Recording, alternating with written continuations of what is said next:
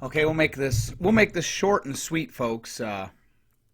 Since all the information and a lot more, just so I don't have to go through all of it because there's so much of it, is at the link in the video description. This isn't a Ring of Fire internet show blog post where they autistically repeat a couple talking points on subjects people have written books about and then say they've solved the subject. We've solved the issue in 3 autistic talking points. No. I should ask, again, is this the recession Bill Maher was hoping for? I wonder if he's laughing about what's happening in New York City. And speaking of New York City, before I begin, I have a question for that fat guy, face bloat Stan Seder, I think is his name. The fat guy on Ring of Fire who's got a fat face. I got 2 questions for him, actually. You'll appreciate this, Stan, since you're a comedian. I did a 4 miles on the nature trail this morning. What did you do this morning? Did you go out and do 4 miles on a nature trail? Oh, you didn't. Okay, sorry. And did your wife, or ex-wife, excuse me, did she increase the social distancing between you and her from 6 feet to 6 miles? You could use that in your next act when you're playing a hole-in-the-wall at the bar, when your current gig goes down the tube where you're begging for donations, and you go back to playing hole-in-the-wall bars in Armonk and Utica. You can use that joke for free, You don't even need to pay me, fat boy. So here's some key points that I covered. De Blasio, big fat Bill de Blasio, you remember him, he's big and fat, and prune-faced Nancy Pelosi, the former in early March and the latter in late February, told their idiots in their areas to go out on the town, go to Chinatown, go to a movie. Yet Trump is being blamed for not being enough of a dictator in response to COVID-19. I also want to mention this. I commend the people who are violating stay-at-home orders, because I don't, yeah, that's all right. I can imagine it. Oh, terrorism, you'll be disobeying the state, and the state has absolute power, yeah. Because it's going to go to the Supreme Court now, because enough people are going to violate these stay-at-home orders, and I would, if they ordered me to stay at home, I'd give them the middle finger, and I'd say, I want to see you make me not stay home. And that would be an interesting confrontation. I would like to see a private citizen, a progressive private citizen, try to make me do that before they go and get the sheriff, and we'll see what happens. That would be an interesting confrontation. Be a short one. But I commend the people who are violating stay-at-home orders, because I don't think the state has the, or the federal government has the authority to do that.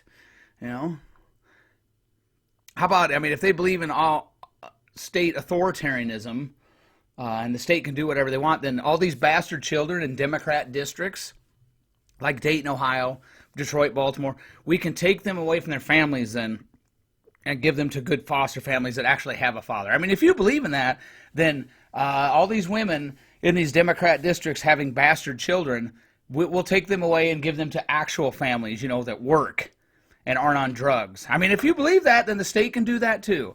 But I commend those people violating stay-at-home orders, because now, eventually they go to the Supreme Court and they will have to rule, can the state just say, you have to stay home because we're the state and we control you?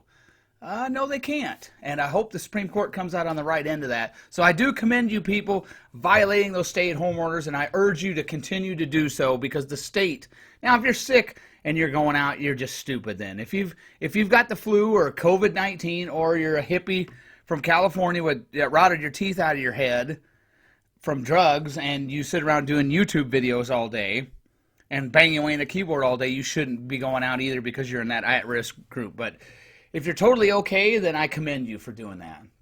Boy, this got a lot longer than I thought it was going to. But anyway, de Blasio and Pelosi were telling their idiots, go out on the town. and now they're blaming Trump for, because Trump's a dictator and he's the emperor and he can do whatever he wants, and he should just take control because I have a cult of the presidency mentality. Either that or it's autism. I can't figure it out. The president can do whatever the president wants. Although that depends if he's got an R or a D by his name. Oh, I'm going to autistically pound a table. Yeah, it's madness, people. It really is. No wonder this country's circling the drain. Progressives aren't blaming Fauci, but I digress. The progressives aren't blaming Fauci, whatever his name is, Anthony Fauci, that idiot who everybody thinks is God now. head of the CDC, and everybody's hanging on every word he says. Like, oh my gosh, we got to figure out a way to spin what this guy says and use it for political expediency.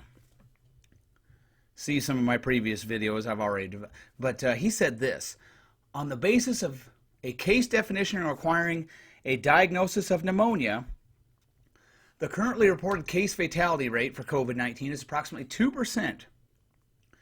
In another article in the journal, this is New England Journal of Medicine, Guan et al. Reported mortality of 1.4% among 1,999 patients with laboratory-confirmed COVID-19.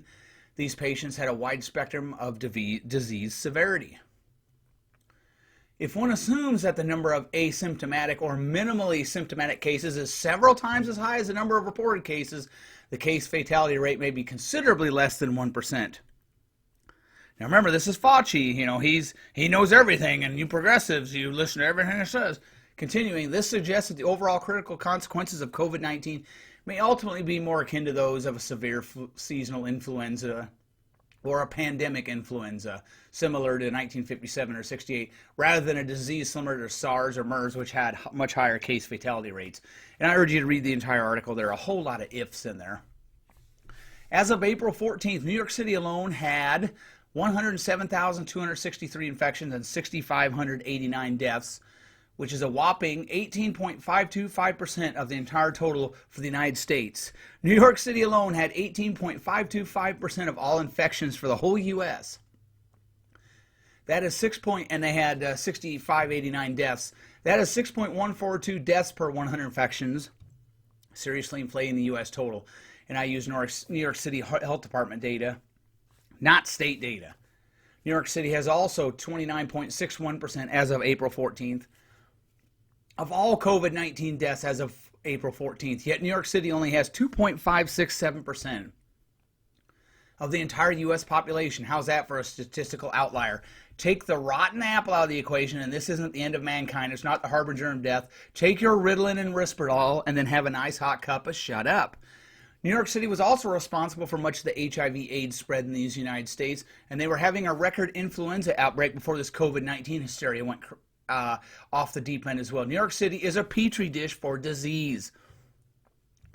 The death rate deaths per 100 infections is seriously inflated by areas like New York City, and I compare and contrast this to progressive statements on the so-called gun violence epidemic. Just as New York City is a great city for spreading disease, it is not representative of the entire country, and neither is a gun violence epidemic. And dead is dead, whether the weapon is a .357, a crowbar, or a good old curb stomp.